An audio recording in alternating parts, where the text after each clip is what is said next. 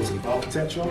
So we guide it on the team. I actually didn't study computer science. I studied.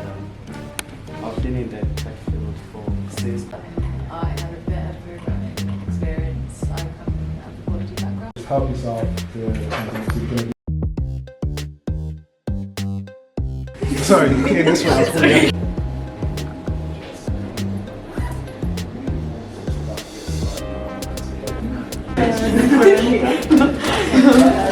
Similar, but if you're able to navigate there, you just put these in order.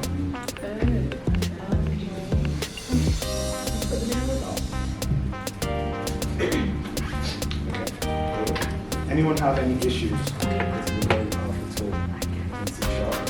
One thing I took away from this session was learning about the basics of C# and like how to use classes and objects and instantiation and all of that.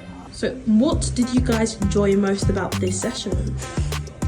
I think the commute at the end was really fun. It was a really nice way to finish it off. It was like, and I feel like I actually learned a lot from it, but it was fun competition. I liked how we had some hands-on learning with actually learning how to code with C#. I thought it was very helpful. Good.